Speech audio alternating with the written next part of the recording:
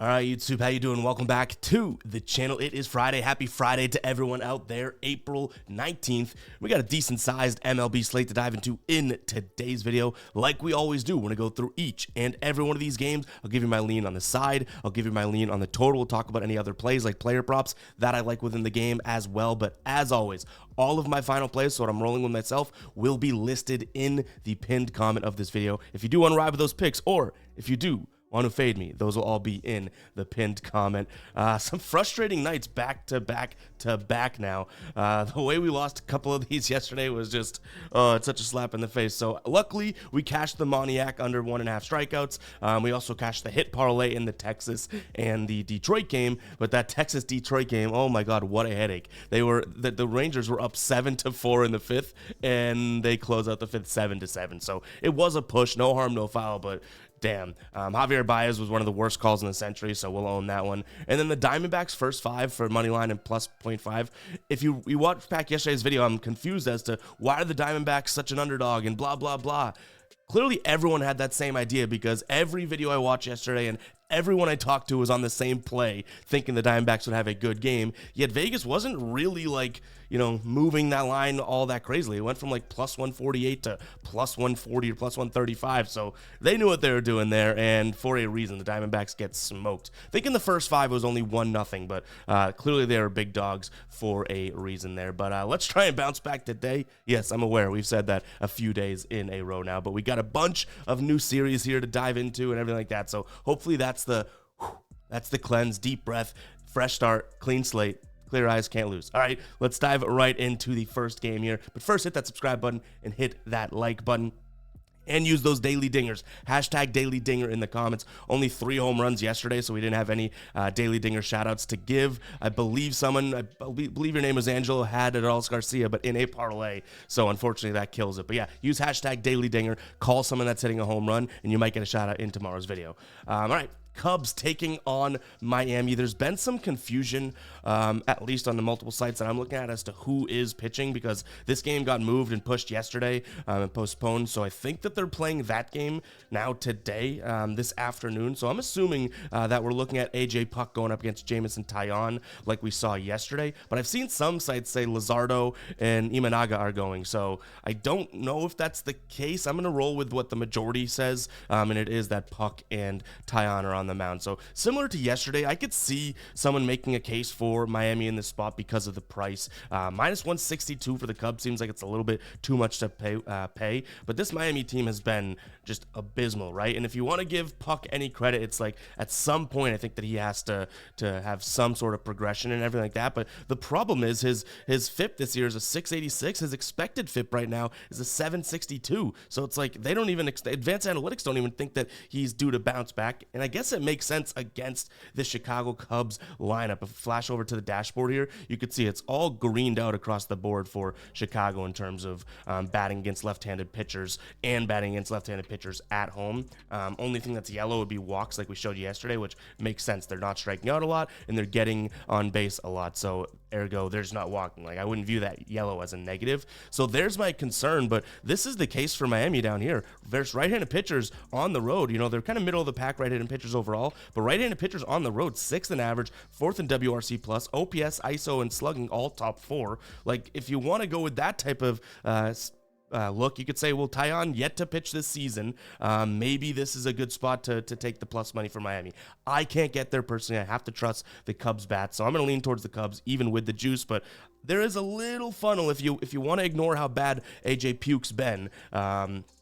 Then you can kind of try and back him and say, hey, he's due for some progression. I just don't necessarily see it. In terms of a total, 9.5, little bit too high for me to want to pull the trigger on this one, but I think the Cubs have some, decent offensive firepower today, and I just showed you, like, if there's one sort of silver lining for Miami, it's that on the road against righties, they've been pretty good this season, so maybe we look at an over here, but again, 9.5 seems like it's just a little bit too high for me to want to pull the trigger. So both of these spots, you can tell, are pretty thin leans, and we don't have any player props that I'm loving in this game as well, but I promise the rest of the games are a little bit more confident than this one.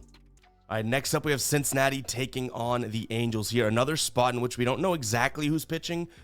We do, I believe, have Tyler Anderson on the mound for the Angels, and then I've seen expected pitcher to be Nick Lodolo for Cincinnati, who I believe has only seen once, if I'm not mistaken. Let me confirm that really quickly here. But regardless, again, all these pitchers could potentially change because we're recording this kind of early and none of these are confirmed. So hopefully we do have that. But yes, he's only pitched once, 1 hit through 5 2/3, 1 walk, 10 strikeouts, no earned runs through, like I said, 5 2/3 against the White Sox. But still, Nick Lodolo off to a good start to the season. I guess you can make that argument. Tyler Anderson not looking all that bad himself. In his first few starts here, he's looked decent. He only let up 3 runs in his last start. Before that, he had been near perfect. 7 innings pitched in each of those, 4 hits in each of those, 0 earned runs, 5 Ks, then 3 Ks, averaging about 11.9 pitches per inning. And then he kind of blew up against the Red Sox. So keep that in mind. Everyone was hopping on Tyler Anderson in that game, if you'll recall. And all of a sudden it was kind of like, oh, back down to earth, buddy. But he's got an expected FIP today of 4.95. Not all that great compared to Nick Lodolo's. And again, we're hoping Nick Lodolo pitches because then we have the right information here. If he doesn't, who knows what happens. But his expected FIP is 2.25, and I can see why Cincinnati's favored in this spot, but I want to give the Angels credit for what they did, taking 2 in that 4-game series against Tampa Bay. Like, I would have said that they'd probably take 1, so kudos on them. I don't know if that's necessarily like pumping air in their tires or more so like a reflection of where Tampa Bay is as of right now, because they aren't the best. But Cincinnati's coming off of a straight sweep, getting swept against Seattle. They lost 9-3, then 3-1, then 5-1, so their offense has just not been there whatsoever. Going up against left-handed pitchers at home, 16th in average, 16th in WRC plus, 2 major stats. They're not hitting the ball and they're not scoring runs. Their K percentage is good though. Their walk percentage is good. On base percentage is good. So I get that, but they're just not bringing runners home compared to the Angels here going up against lefties on the road. 4th in on base percentage, 5th in OPS, 7th in slugging, 6th in ISO, and then 4th in WRC plus. Give me Tyler Anderson and the Angels to bring this one home for some plus money here. We'll lean towards the underdog. In terms of best odds right now, it looks like you can get plus 110 over on DraftKings. The bullpen scares me a little bit, but we're always down to fade the Cincinnati bullpen too. So this would probably be a full length play, not necessarily just a first 5 for us if we were to roll with it today. The bullpen, Matt Moore and Luis Garcia are the only 2 that threw yesterday for them, so they should be okay. So give me LA here, full game money line for plus money. The total sitting at 9. So far this season, Cincinnati's covering and hitting the over in 78% of their games. LA's hitting the over in 54% of their games. We have 2 pitchers that, I'm not ready to crown, studs out here. Lodolo with 1 good start against the White Sox, and Tyler Anderson, we saw that he could kind of be rattled when he pitched against the Red Sox. So I'm going to lean towards the over in this spot. In terms of weather, I don't think we're looking at anything too crazy over there, but there was a slight chance of precipitation in Cincinnati, but nothing too crazy. So I'm going to lean towards the over in this spot as well. I think that there's some wind blowing out towards the outfield.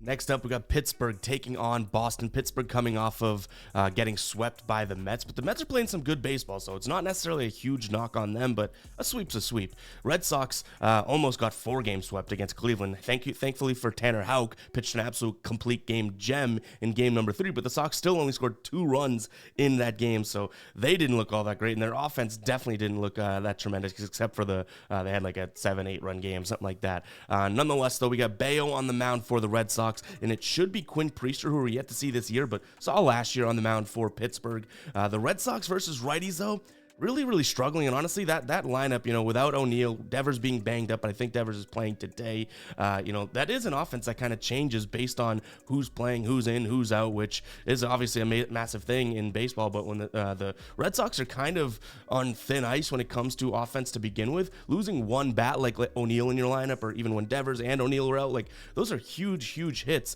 and obviously we kind of saw that yesterday, even though the Red Sox did kind of rally back to score, but nonetheless, an L for them. I think that this is going to be a spot where I look at the Pirates. not because, I'm trusting exactly what they have going out there with Priester and even their sort of mediocre bullpen, but the offense, they should have a slight edge here against right-handed pitchers, and this is Bayo. Obviously, I like backing Bayo, but I just don't see it today with the Red Sox coming off a 4-game series against Cleveland, now playing in Pittsburgh. Again, Pittsburgh against right-handed pitchers, 10th in average, 3rd in walk rate, which is something that, Brian Bayo is good at, so if they draw a lot of walks, he could kind of get thrown out of his rhythm there. They're 6th in OPS. The thing that worries me about backing someone like Pittsburgh is 29th in isolated power, 22nd in slugging. Like, yeah, those are tough. So I don't think runs are going to be, easy to get today, but I do think that Pittsburgh can pull it out. This may be a first 5 type of a play as well, or we passing it all together, but I'll take Pittsburgh here on the money line and then take a peek at the under. I really don't see either one of these offenses having this massive amount of success against the hand of the other pitcher. The problem is the bullpens could come in and let up a few late, so maybe it's a first 5 under, something like that, but even in general, with their bullpens, Pittsburgh's hitting 60% of unders on the season. Red Sox kind of 50-50 to that line so far. So I'll take the under as well as the Sox. And one player prop that I like that I'm not in love with would be Pablo Reyes under 1.5 hits, runs, and RBIs, or under 1.5 bases if you can get that. But I think that'll be super juiced. He's not off to the best offensive start here on the season, batting just 179 with just 7 hits, 2 runs, and 4 RBIs through 40 plate appearances. And versus right-handed pitchers, that average drops down to 136. So he's not batting too well as of late. He did have 2 out of his last 4 games here where he had 2+ hits, runs, and RBIs, but I'm not all that concerned about it in a game that I think is going to be low-ish scoring anyway. So Pablo Reyes here under 1.5 hits, runs, and RBIs. All right, next up, we have Philadelphia taking on the White Sox here. Spencer Turnbull on the mound for Philadelphia, going up against Garrett Crochet, who has had a good year so far. 0.84 whip, 2.27 FIP, an expected FIP of 2.37, so not due for any regression, really. ERA at 3.5. Turnbull's also been looking okay here, 1.8 whip, 0.93 whip, 3.13 FIP with a 3.93 expected FIP, so I'll give both the pitchers credit here in this spot. I jumped to the under right away because the Philadelphia bats have not impressed me. They're getting a little bit better, especially against left-handed pitchers, which we do have Garrett Crochet on the mound here today. But like I said, they still just have not fully impressed me with what they can do and what they can, turn in terms of a run total. So I like the under immediately, backing both of these pitchers because we know that Chicago's batting is terrible. We can jump into the dashboard here to look at this. 29th in average, worst WRC plus, on base percentage second worst, OPS second worst, worst isolated power, and the slugging at 29th as well. So like a very, very tough Chicago team against right-handed pitchers. On the road, they actually look a little bit better. It goes from red to orange, whoop-de-doo. You can see Philadelphia kind of hit or miss in a lot of categories here, still waiting, like I said, for their offense to come alive. So give me the under as my major and first lean in this game. When it comes to a money line play, I think I actually might take a peek at Chicago plus 1.5, which is, sure, it could be crazy, this Chicago team that I admit it, they stink. But Garrett Crochet on the mound, like I'm going to trust that dude to be able to do his thing out there. And when he's pitched, like these have been games that, Chicago for the most part can keep it close. 1-0 win for Detroit, 3-2 win for Chicago, 3-5 loss for them against Kansas City. Cincinnati lit them up. That was his really bad game, but he had 10 strikeouts through 4 2/3, but Cincinnati just kind of got to him, right? So I kind of like this spot. And like I said, this Philly lineup still has some question marks in it, so I'm waiting to see if they have that sort of like pull away from you type speed in terms of when they have a close game. Because even in Colorado, they swept Colorado, but 2 of the 3 games were decided by 1 run. The second game they absolutely crushed 5-0, right? But they've had a lot of games here decided by less than 1 run, or 1 run or less in terms of losing. So don't mind the spot for Chicago, as weird as it may sound overall, because I hate betting on Chicago, right? But if you want to get spicy, take them on the money line. You get plus 152 odds. I don't necessarily recommend that. I'm thinking that this game is going to be like a 4-3 type of a win for Philadelphia. That's why we're looking at taking that run line plus 1.5. And a player prop that I don't mind in this spot is going to be taking a peek at Kyle Schwarber under 0.5 bases. The concern here for me is that his batting average is 230 on the year, right? When he goes up against a lefty, which Crochet is a lefty, he's batting 394 against lefties. So why the hell are we taking the under, right? Well, his isolated power and extra base hit percentage dropped, so obviously he's not making clean and good contact. But Crochet this season against left-handed batters, which that's where Schwarber comes from, a 71 average, 0.71 average, so, and a 0.71 slugging as well, and no extra bases. So this is a spot in which I'm trusting the pitcher overall versus the batter, who clearly has that experience and the numbers this season to back it. I just think Crochet can kind of prevent Schwarber from hitting the ball today, which is a little bit scary. And he hit 2 home runs in his last game, so like, can Schwarber have some regression here? By the way, you're getting that for plus 130, so don't sit there thinking I'm telling you this is an absolute lock. This is a plus 130 potential swing of the bat, no pun intended, that we're rolling with here. And that's actually perfect timing to jump in and talk to you guys about OddsJam, because that's how we found this play over on the Positive EV tool. It's at the top of the list right now. You can see Kyle Schwarber under 0.5 player hits. We can click into it. Plus 130 on most books. Actually, it looks like it's even bumped to plus 125, but still, this is a plus 116 to plus 115 play across most books. We can get it for plus 130 over on Fanatics. This is a great tool. You sit here and you refresh, and more plays come up. You can adjust your percentages to get more and more plays. All spots in which sportsbooks have, let's be honest, have messed up their lines. For example, Bryce Harper here under 1.5 player bases today, minus 140 on Fanatics. Well, across other sportsbooks, it's minus 165. So you're getting a way better deal over on OddsJam here too. And let me pull up my my bet tracker. You can see how we've done in the month of April. Plus 491 just doing all of these positive expected value plays. If you'd like to know my filters, I can make a video on that, but we have a couple EV videos out on the channel right now where we try for 7 days, try for 30 days. All have been profitable, so pretty damn cool, guys. Go ahead and check out OddsJam. That link's going to be in the pinned comment. Make sure, listen up, make sure to use code GUYBOSTON and you'll get 20% or 25% off your first month. So go ahead and check it out. You also get a 7-day free trial, so risk-free. Go check it out. Again, that link for OddsJam in the pinned comment. And make sure you use code GUYBOSTON. Let's jump back into the rest of these games. All right, next up, we got Washington taking on Houston here. Washington at home. Big dogs, obviously, in this spot. But they just took 2 of 3 against the Dodgers, and it makes you kind of scratch your head like, what the hell happened there, right? To the Dodgers, I guess. But yeah, 6-4 win, a 2-0 win yesterday, or 2 days ago. And the game that they lost was a...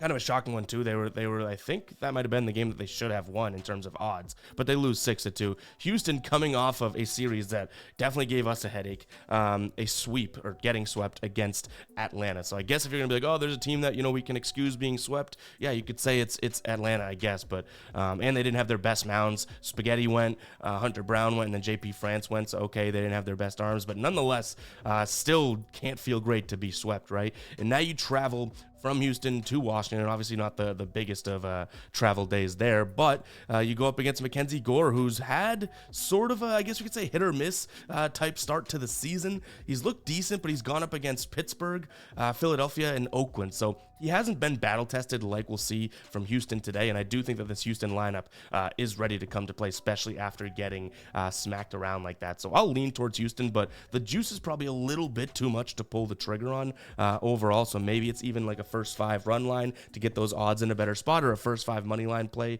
to potentially get those odds in a better spot, because as of right now, for Houston, you're paying minus 170 on the money line. That isn't something that I'm ultimately like over the moon about, right? But Washington's bats should be able to put up a fight here, so I don't think that Verlander's going to come out there. He's pitching for Houston. I don't know if I mentioned that yet. If he's going to, really go out there and deal. We haven't seen him this year, so okay.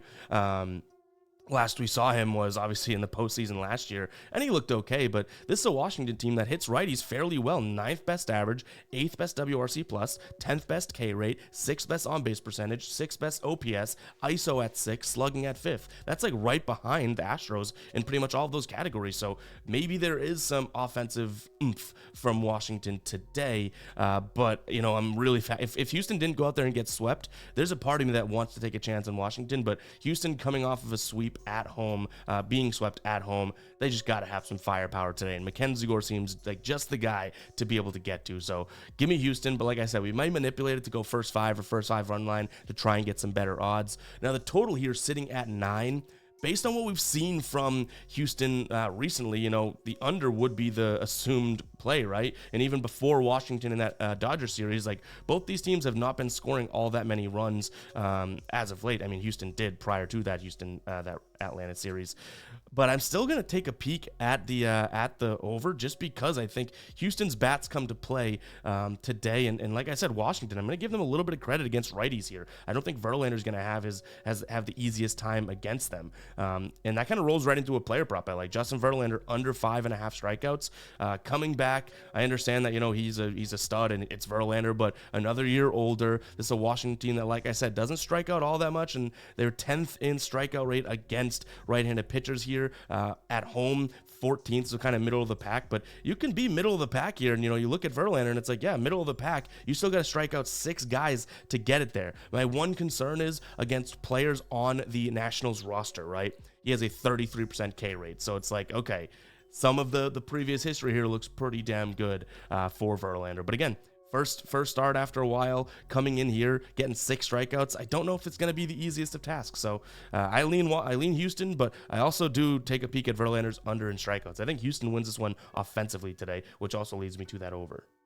Yanks taking on the Rays here, a little division matchup. This has to be Yankees, I think. Tyler Alexander on the mound for Tampa Bay, going up against Clark Schmidt here. Clark Schmidt on the year doesn't look all that great, but neither does Tyler Alexander. And Tyler Alexander, you know, you never really know if you're going to get a full, 5 innings from him, or if they're going to throw him out there to get hit up for 4 innings. Like, it's not necessarily a trustworthy pitcher, I guess is what I'm getting at. And his only start of the year here, 4 1/3 pitched, 8 hits, 4 earned runs, only 4 strikeouts, 2 home runs. So yeah, the Yankees should be able to get to this guy. Whereas the one thing you could say about Clark Schmidt to start the year is he's been consistent. He'll give you around 5 innings, maybe 2 earned, that type of thing. So we're really looking for the Yankees bats to come alive, which they've been okay against left-handed pitchers here on the season. If we flash the dashboard, by the way, guys, this dashboard will be linked in the pinned comment. It's completely free right now. Each and every game is broken out in its own individual tab here at the bottom, and you kind of get like a really quick glance at what team has an edge where. Like right here, we'd probably say edge to New York for pitching. Clearly the bullpen edges to New York. Both teams win on the road and New York at home. And then you can see here, batting on the season, New York against lefties versus Tampa Bay versus righties, probably an edge to New York, but maybe there's a little edge here for Tampa Bay, right? So it's a really, really cool, quick sort of view to look at it. But this is what I'm saying. This is the area I'm looking at right now. This looks like a strong edge batting-wise here, because it looks like Tampa Bay could really struggle against Clark Schmidt today. So I'm going to lean towards Tampa Bay. I like the spot for that. Towards New York. Let's get that right. I'm going to lean towards the Yankees because I do like the spot for them. I don't trust Tyler Alexander, and I'm not going to say that I'm sitting here trusting Clark Schmidt, but his last start against Tampa Bay, 6 2/3, 3 runs, but only 1 of those earned, 5 strikeouts, 14 pitches per inning. That was last year. Not all too shabby there. In terms of the total, I think I like the under in this one, just due to the fact that, yes, I think that the Yanks can go out there and score some runs, but Tampa Bay's offense, we've talked about it, like struggling kind of more than you'd think. This is an offense that's only averaging 4 runs for this season, which, you know, you'd expect them to be more like 4.7, that type of thing, right on where the Yankees are. So if both teams just do what they've been doing, we should see this finish around 8 runs at max. All right, Cleveland taking on Oakland here. 4 pitchers. We have Tristan McKenzie on the mound for Cleveland, who, yikes, going up against Joe Boyle. Also kind of, not the best start of the year, but his stats are definitely going to be kind of exaggerated or inflated in a negative way by that start against Boston. But since then, he's actually looked pretty good. So that start against Boston was his first start of the year. 2 2/3, 8 hits, no home runs, but 7 earned runs through those that 3rd inning that he was in, right? Whereas his next 2 starts against against Detroit and then Washington, so not, offensive powerhouses, but let's talk about those for a second. Against Oakland, 5 innings pitched, 2 hits, 0 earned runs, 6 strikeouts. And then against Washington, 5 innings pitched, 5 hits, 1 walk, 5 strikeouts, just 1 earned run. So he's definitely looked okay, after that first start. Whereas McKenzie has had more bad starts than good. 3 starts throughout the year. He had a good start against the White Sox, whoop-de-doo, and then, a bad start to start the year against Seattle, and then a bad start against New York. So as weird as it might be, there is probably a slight pitching edge to Oakland in this spot, but there's not even close to denying the batting edge that Cleveland has here. Oakland against right-handed pitchers this season, season, which McKenzie coming from the right side there is just abysmal. Third worst average, fourth worst WRC plus, fifth worst strikeout rate, on base percentage, third worst for on base percentage, OPS, ISO, and slugging. Those 4 stats, like that is tough to see there. So it almost makes it hard to lean towards Oakland. The one sort of redeeming quality is they've been winning games this season, right? Which is kind of surprising. They're 8-11. Now Cleveland's a better team, but I would have pegged this, through 19 games, say 20 games, I would peg this Oakland team to be having a spot in which, they're struggling, but they're not on the road, especially 4-2 this season on the road. That included taking 2 against Texas. Like, maybe this could be a spot for a plus 150 flyer. Like, I don't know if I would be saying that if Tristan McKenzie wasn't pitching, but McKenzie has been nothing but untrustworthy so far. So, yeah, it's hard to get to Oakland and actually want to place that bet, but because of the offense. But you know what? I don't think that I'm comfortable laying that much juice with Cleveland, right? So, yeah. I think I'm going to lean towards Oakland. I trust both bullpens here in this spot. Not that, I think Oakland's got a phenomenal bullpen, but so far, third best ERA ranked bullpen, 11th best whip compared to the second best ERA and the third best whip in Cleveland. I just almost, if you're going to back Oakland, I almost want to say you get the full game so you have more time to potentially score runs. We've seen them in late game heroics, right? So that's kind of my thought there. Not just isolating a team that I don't necessarily believe in their offense to 5 innings. Give me 9 innings and we'll see what we can do. In terms of the total here, I think we got to go under just due to the fact that, forget what we just said about backing Oakland to some degree. Like, that offense shouldn't be able to put up a bunch of runs. And honestly, Cleveland's offense is just kind of mediocre against right-handed pitchers. So under 8, I think this one probably finishes right around, if I had a gun to my head and had to pick an exact score, maybe like a 4-3 at most for either side, honestly. And then in this spot, no major player props that I'm looking at. And the more I look at it now, too, I think I like the Nerfy in this game as well. So taking the no runs in the first inning of this game, you get that for plus 105 over on DraftKings. So that's probably going to play that a play that we end up rolling with as well, because it's not like Cleveland's offense I expect to get off to a hot start. My one concern is that we have 2 pitchers that have had some blow-up spots, so hopefully we don't get burned by that. All right, Atlanta taking on Texas. This should be a very good series here. Atlanta is at home. They're mega favorites here, minus 188. On the mound for them is Chris Sale, who on the season hasn't looked all that terrible. 4.59 ERA, a 1.13 whip, a FIP at 3.43, but an expected FIP today at 2.91. Andrew Heaney on the mound from the left side as well. 6.75 ERA, 1.6 whip, 5.12 FIP, and the FIP goes up when you come to an xFIP at 6.26. So all indicators saying that Atlanta should win this game, and they do have the upper hand offensively. They're 6th best average against left-handed pitchers, WRC plus at 10th, whereas Texas sits at 17th for average and 23rd for WRC plus. And Texas is a power team. Like, that's how they're going to score a lot of their runs. Isolated power here at 28th and slugging at 26th, though. This is tough to pull the trigger on something that's that big of a juiced play, but maybe we look at some sort of a way that we can get these odds and still kind of play the same game script. So I'm kind of considering an Atlanta team total here, and we'll see what we can get for lines there, because that's going to be more of a way that we can say, okay, Atlanta's going to do their thing and have a successful outing, but the money line is just way too juiced for me overall. So I think we probably end up staying away from that. But if I had to pick a money line, I would say Atlanta, just due to the fact of what I just said, looking at Texas and how they kind of lack against lefties. And Chris Sale in his last 3 starts against Texas has been nails. They were all with the Red Sox, but 0 earned runs across those 3 starts, averaging 6 in the third pitch, averaging just 4 hits allowed, 1 walk in each of those games, no home runs, averaging 14.7 pitches and 9 strikeouts. So yeah, I think Chris Sale definitely has somewhat of the Texas number. Now, there's a decent new team here, and it's not always going to be the same, but even still, versus these current Texas Rangers, he has a 208 average against, the K rate low though at 11.5, an expected batting average of 199. So he has good numbers. I wouldn't necessarily jump to the counter and say, hey, he's going to strike a lot of guys out though, even though I just did say he's averaging 9 strikeouts against them. But I think he can get a strikeout line for 6.5. So maybe there's a consideration to pull the trigger on the under there. But in all fairness, he's hit the over in 2 of his 3 games. So overall, I do think that this Atlanta spot. Let me see if I can get the team total for you live as we go here. So first half team total, we'll look at that because then we can kind of judge it off. So Atlanta first half team total going to be 2.5. So I don't mind that. I also don't mind the full game team total, which is probably going to be 3.5, 4.5, right? Based on that. Let's see if we can pull that up.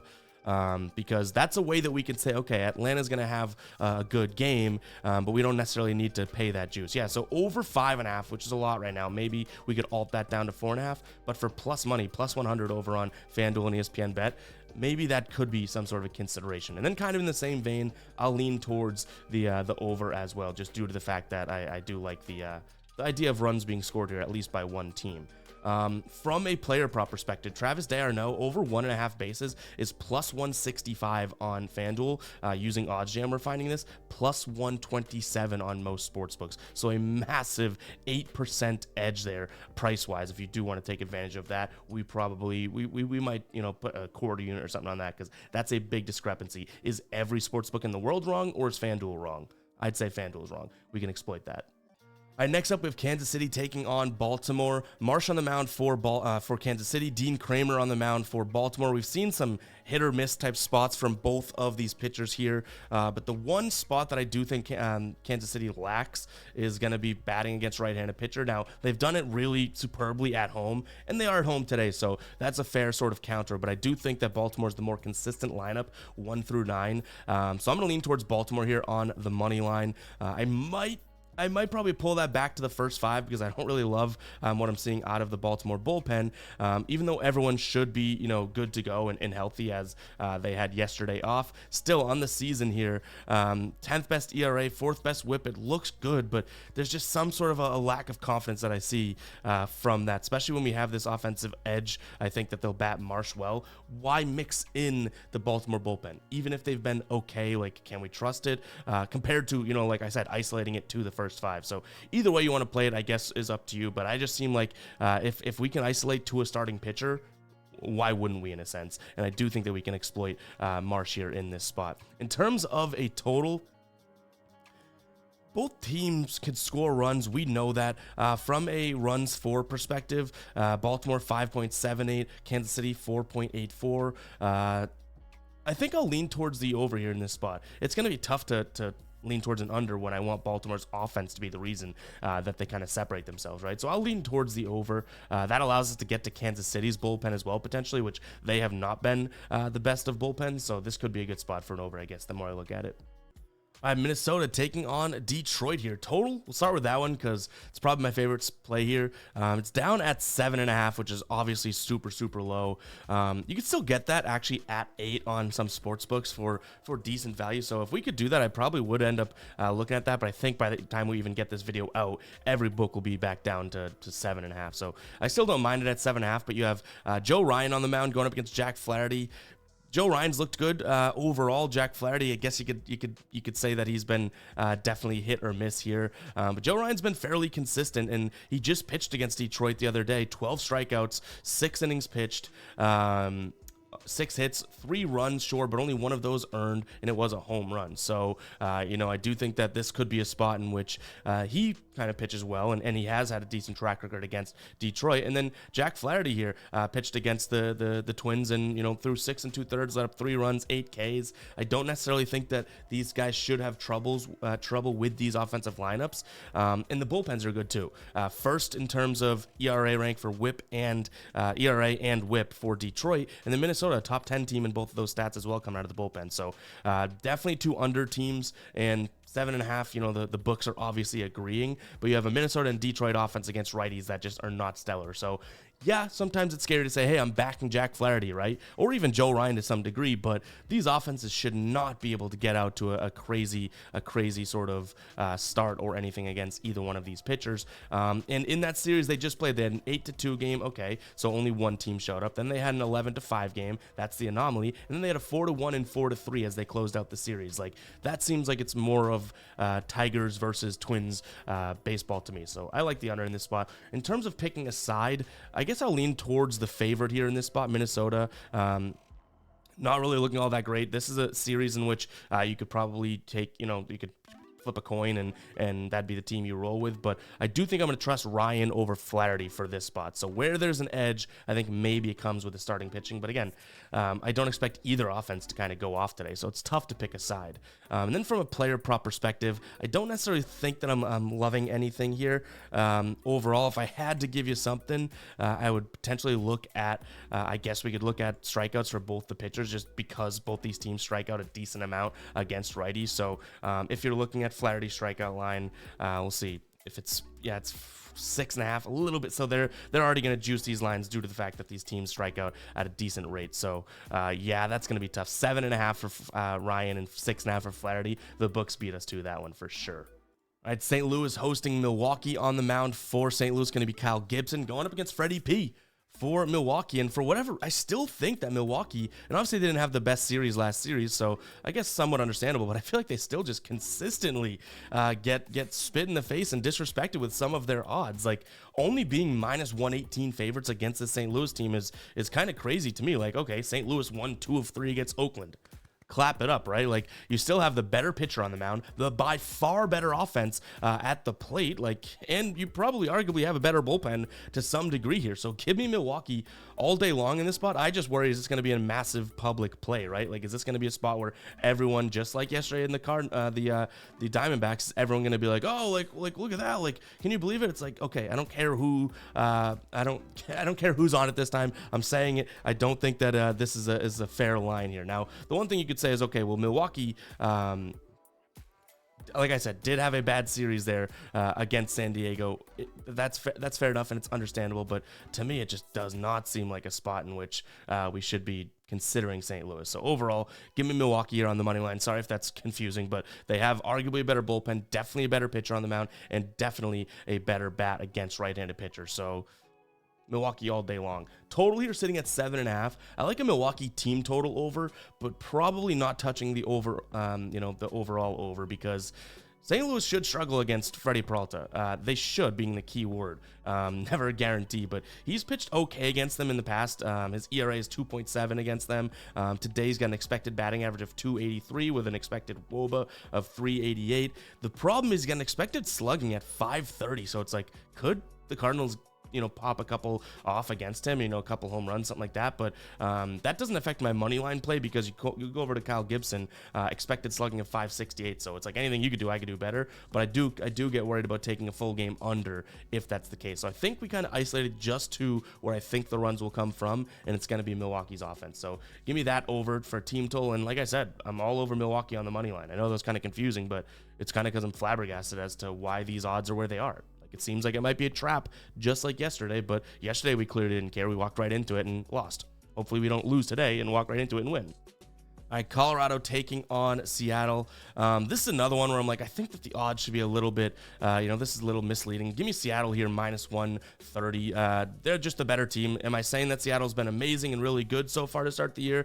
No, but this is the type of team that you're waiting for them to get a little bit better, whereas you know what Colorado is going to be throughout the entire season. So, yeah, I think this is a spot for Seattle to pull trigger on minus 130. Hancock's on the mound for them. He's not all that great, but he's going up against Dakota Hudson, who also I would say is not all that great. So what this will come down to is potentially the bullpen, which is where the biggest discrepancy is here. You can even see on our dashboard, look at how greened out the Seattle bullpen is versus Colorado. So this is going to be a full game play for us, because if anything, you can make an argument that there's definitely a little bit of a batting edge here for Colorado. But like, is there like, yes, sure, they might get on base, but there's a reason why they're 8th in average and then 22nd in WRC plus. You know what I mean? Like, sure, they'll get on base, but do they really have the hit after hit, the hit after hit, the hit after hit to be able to bring guys around and score? Not necessarily. So I think it's a good spot for Seattle. Total sitting at 11. Do I fade the altitude, ladies and gentlemen? I think we fade the altitude. Give me the under in this spot as well. Player prop wise, I don't have much that I like, but I could consider Dakota Hudson under 3.5 strikeouts. Now it's an EV play, minus 130 on most sports books, plus 100 over on FanDuel. So if you don't have that sports book, or you can't get anything close to plus 100, it probably isn't the move here, because it is still kind of a flyer. This is a Seattle team that has struck out the most out of any team against right-handed pitchers this year. Dakota Hudson is a righty, so it's not like I'm sitting here saying this is a lock. I just don't think that he's going to have an incredible strikeout game. He only has a 15.1K percentage so far to start the year. San Diego taking on Toronto here. Waldron on the mound for San Diego, going against Yariel Garcia, or Rodriguez, I believe it is. In terms of what we've seen out of these pitchers, not much. Rodriguez only has the one game so far, 3 2/3, 1 earned run, 6 Ks, and that was against Colorado. Waldron has a couple starts here on the year, and he's been hit or miss. Kind of pitched well-ish. I mean, he let up a lot of runs, but lasted a decent time against St. Louis. I wouldn't give him credit for a good outing. And then his next 2 starts are pretty good. San Francisco, and then even against the Dodgers. So a little bit of credit is due there. I think that San Diego is the team that has the pitching edge here. From an offensive perspective, they definitely have the edge. So I think we lean towards the favorite here at home, -115. It's just a matter of, like, we're kind of putting our eggs in a basket of Waldron, who, yeah, I do think that he's looked better.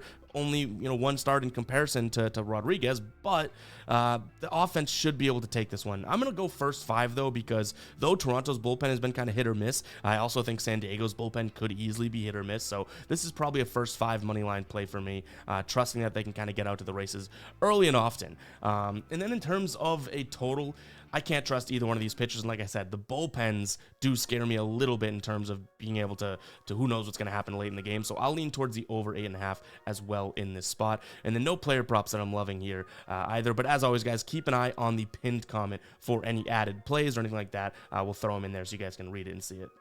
All right, Dodgers taking on the Mets. We have Yamamoto on the mound for the Dodgers, going up against Sean Manaea.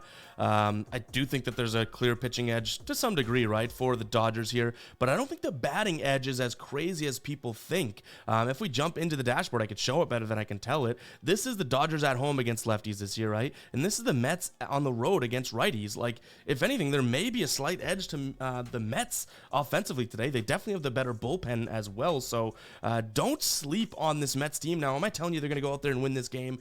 Not necessarily. Like I said, Yamamoto's on the mound, who obviously is a filthy pitcher and has some good stuff. And Sean Manaea is a guy that I really don't love all that much. But the way that we could maybe find the Mets is looking at them +1.5 on the run line, or potentially looking at them for some sort of a team total, or even on the first 5 run line. But I'd rather the full game because of that bullpen, to be honest. But I think that there's a way that we can make this sort of a end around Mets type game, maybe even just taking the over in the entire game, right?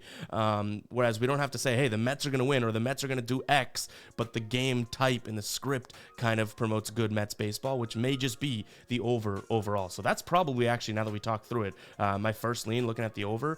But I don't think that I'm comfortable laying 196 for the Dodgers. Definitely not laying, the -1.5. So if I were on a side here, I think it's Mets +1.5. It's just a matter, can Sean Manaea pitch well? Because he's gone worse as he's pitched. So he had a good opening day for him start. Then he pitched well against Cincinnati, but not as good as his first start. And then his third start was worse than his second start. So he's just getting worse and worse as it goes on. And now he has to go up and face the freaking Dodgers, who, like we just showed you, bat lefties fairly well. So little worrisome for me there, but I guess I'm just trusting the Mets bats, who on the road against righties here have looked pretty damn good, to say the least. So that's how we would probably play that one. But again, like, I'm looking at this from a perspective of, I don't necessarily want to like stake my claim on the Mets here, but can we figure out, and that's the great thing about baseball, can you kind of think of a game script, like a first 5 over or something like that, to back a team and back a pitcher in a sense, or lack thereof,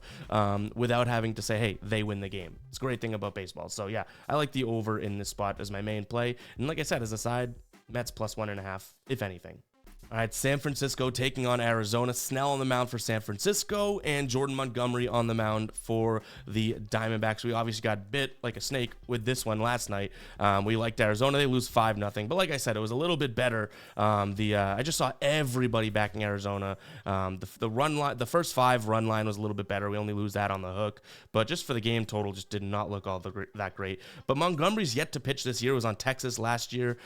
Does have some decent numbers against San Francisco dating back to last year. 6 innings pitched on average, 1.5 ERA, 6.5 strikeouts, 1.5 walks, no home runs. So okay, maybe there's a little something there, but obviously we're looking at Blake Snell, who kind of has yet to do anything, which is not, I'm not going to say it's weird. He's still not pitching deep into games. I don't know if that's because of his time off or if it's because he's been kind of getting rocked. So this is a spot in which you could probably make an argument for Arizona because of how bad Snell's been. And Arizona's been one of the best left-handed pitch hitting teams in the league this year. So I think maybe we fade Snell again and lean Arizona. I don't know if we pull the trigger on that. I'm still scarred from last night's Arizona play, but yeah, I'm not I need to see, this is how I put it. I need to see Blake Snell be Blake Snell before I'm like, oh, Blake Snell's in the mound. We gotta just ride with him, right? He hasn't really been rideable, this season. Like, give me Arizona here on the money line because it's plus money.